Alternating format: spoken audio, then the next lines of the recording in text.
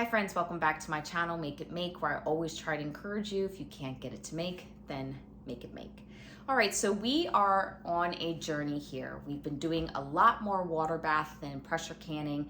I've really enjoyed my water bath foods. In fact, I've enjoyed them a lot more than my pressure can foods, but I still think it's very fair to show comparisons along the way. So far, we have water bathed like chuck roast along with a round roast, skirt steaks, things like that all together. You see me do videos on that. I will put the videos, I'll put a link for that here or there for the water bath ones. So I feel very confident in that. And we've also pressure canned those types of meat cuts as well. We just recently pressure canned ground beef. We did a video on that. I'll put that here or there. But today we are going to water bath ground beef because I have not water bathed that type of meat yet, not ground beef. So, and we're going to do that the raw pack method, and we're also going to do that cooked. So that way we have, let me get it straight in my head, pressure canned ground beef. We have water bathed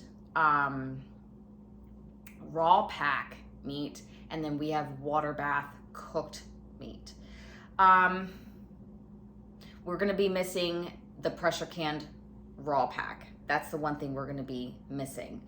So sorry about that. The other thing is too, we are going to be canning chicken broth. Now, this is pressure canned chicken broth. This is chicken broth that has not been processed yet. We are going to put this in the water bath canner along with the ground beef that we cook up and raw pack today, because I'm interested to see if the color is going to change. What are we going to get? Is it going to stay the same? Those are the things that I'm curious about. What's happening with the food in these different methods. So, all right, enough talk, let's get started. Right now. Oh. It's okay. Come on, baby. All right, so the first thing I'm gonna do is open this up and put all this meat in this large bowl.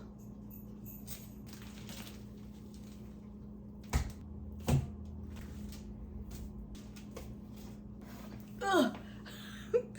That's a lot of meat. I need to have my rings here.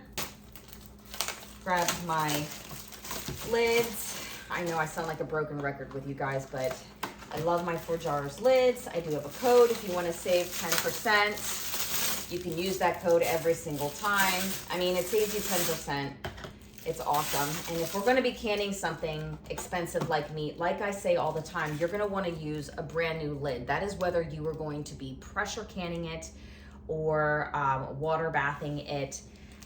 It's one thing to lose, if you're someone who reuses your lids, it's one thing to lose, again, a jar of jelly, but to lose a can of meat, yeah, use a good lid. And I like 4 jars because they guarantee every single seal.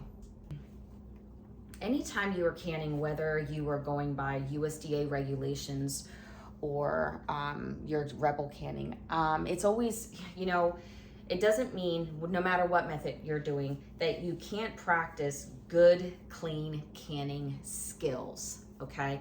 So my jars are really nice and clean, okay? And my lids and my rings, I've washed my hands, and now I'm going to raw pack this meat.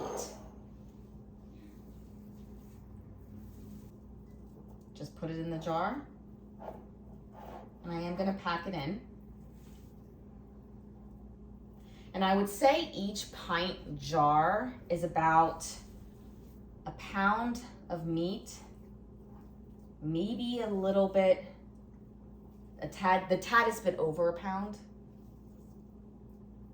but I would say about a pound of meat for each pint jar. And I'm gonna try to leave about 1 inch of headspace. All right, we have our first jar packed, and I'm kind of like squishing this meat.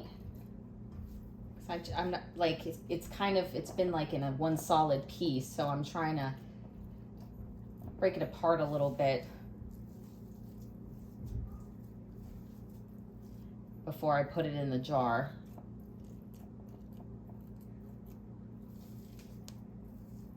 And of course I'm going to wipe the rim. And you can use water or vinegar. Place my lid on.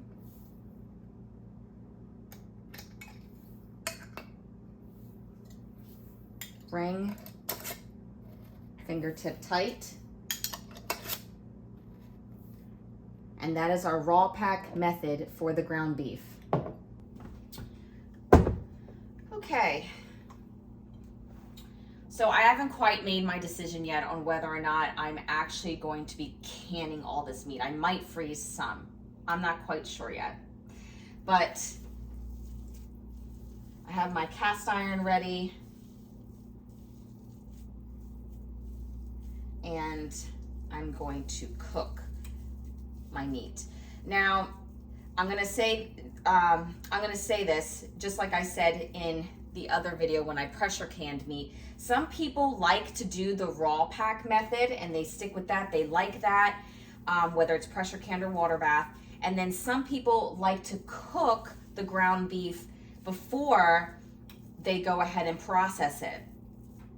And the reason being is some people feel like, well, if I do the raw pack method, it comes out as one clump. I don't like that, or it resembles dog food. I think it's fine. It still tastes good.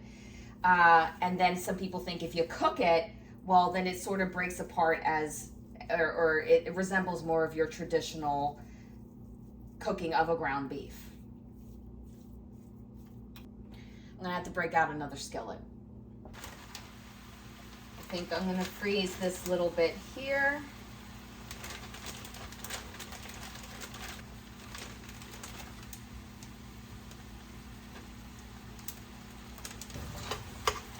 Now, I'm not going to overcook this meat. I'm just gonna cook it until it's just done, because remember, you know, we have a water bath we're gonna be doing for 3 hours. And the only reason why I'm cooking this is so that I have a different texture after the canning process. Okay, so that's what I'm doing here. We'll at least see if we have a different texture, won't we? Okay, so I put the other skillet here because that cooked faster, and this is just about done. I'm gonna I don't want to can this meat like super hot, because I have other things going in that are just room temperature, so I'm gonna let this meat cool down a little bit.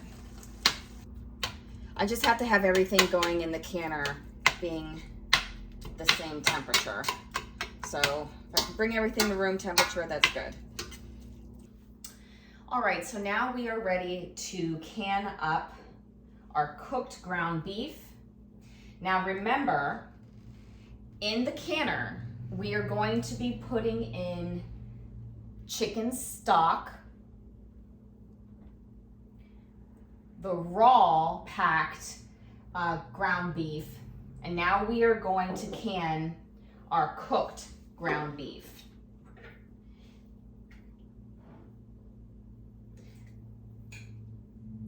So I made sure we cooled this down like I talked about it before. I'm gonna leave about 1 inch of head space. I'm packing this with the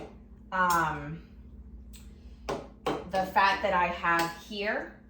I said it in the other video as well. Some people like when they are canning their ground beef, they like to add either tomato juice along with it, or they'll fill it up with water. or some sort of broth that they'll, you know, fill it up with as well. Last time I just added water to it. This time I'm just going to be putting ground beef. I am not packing this ground beef in. I'm just patting it down and filling in the little holes that I see here. And then I'm going to take some vinegar and a rag. You can use water if you want to, that's completely fine. I'm going to take my lid, pop it on top, ring, fingertips tight. And that is what we have.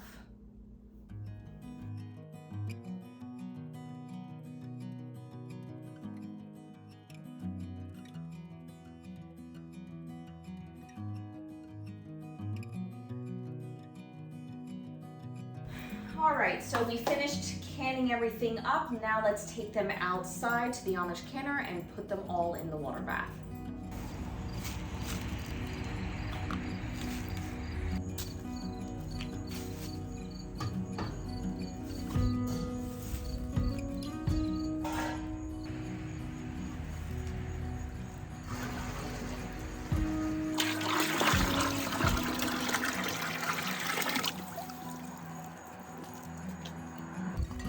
All right, so now we're going to add our beef broth.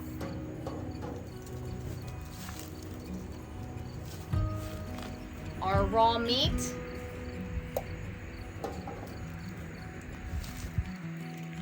And our cooked ground beef.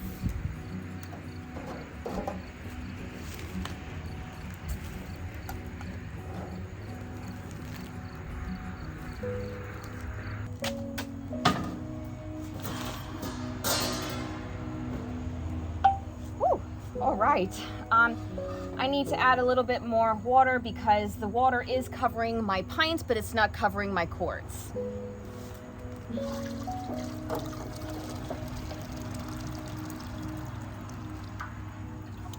All right, I'm going to cover this, and I'm not going to start my timing until my water is at a full rolling boil. Now let's talk about the water bath out here on a burner in the Amish canner. It's gonna take a little while before it gets to an actual rolling boil, okay? And when you wanna talk about how to top it off because the water will evaporate, I have an extra burner here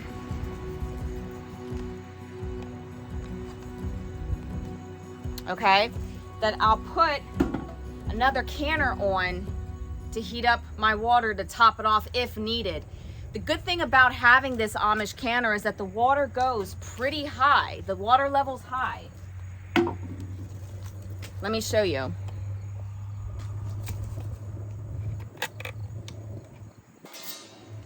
I can bring up the water level pretty high here. So when I'm doing pints, I almost never have to top it off because I fill the water up super high. When I'm doing quarts, maybe. It depends on how long the water bath is. I guess I'll have to let you know. All right, I'll see you in about 3 hours. Okay, so I opened up my canner and there's something that I need to show you. This was one of the raw packed meat. You know, I want to show you my successes, but you know, it's also very important in this process to show you my fails as well.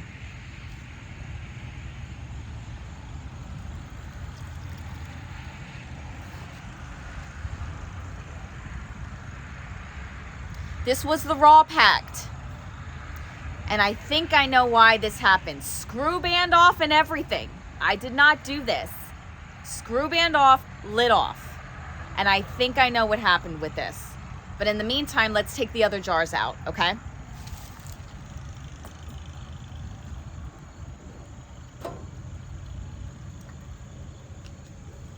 This was the cooked.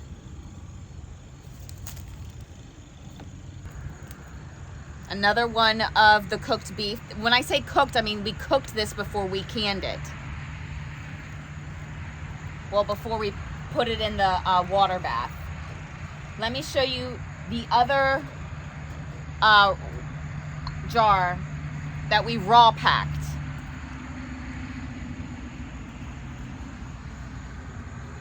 This is the other jar that we raw packed.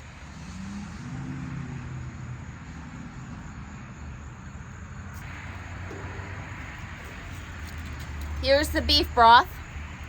I mean, not beef broth, chicken broth. I'm sorry. I mean chicken broth.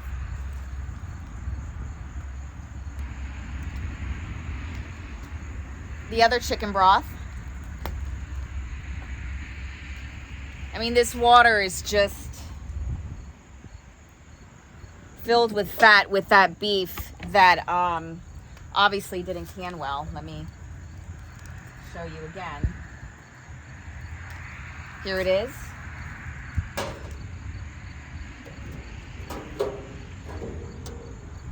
Here's the ring.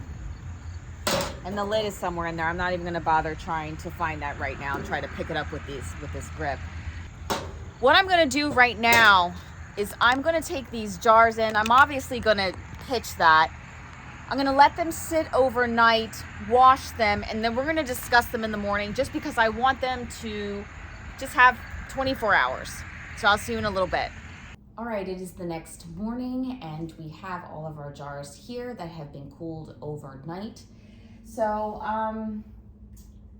let me show you the ground beef that has been pre-cooked and then placed in the water bath. Forgive me if my jars look a little dirty because I did not run them under water yet to clean them and get all the grease off.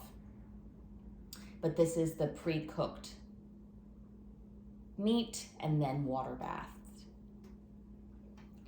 And then we have another jar of the meat that was raw packed and then processed, and that's this one right here, which actually looks like the chuck meat that I've processed before, so it doesn't surprise me that it looks like this. So let's compare it to the cooked meat. Pre-cooked before water bath, raw packed, and then placed in water bath. Okay. All right, and now for the chicken broth. Here is the chicken broth that it was water bathed.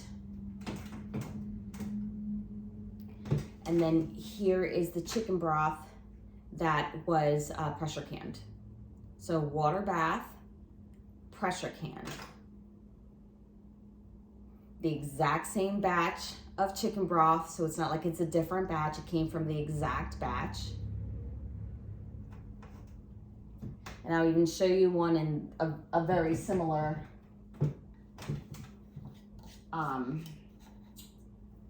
oh my goodness, I can't speak today, jar. There we go, we have a more similar jar. Not that the jar matters, but I'm just showing you.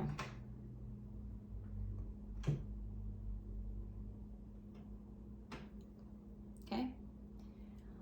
Water bath, pressure canned. I just think it's interesting, the distinction in color and what exactly does that mean. All right, so let's talk about the raw packed meat, that other jar that was randomly floating in there with the meat and no lid and no ring. Now that has never happened to me before, so I was really surprised to see that. But again, I think I know what happened. When you were canning, the rule of thumb is to place your ring on fingertip tight. I make sure that is done with all of my jars.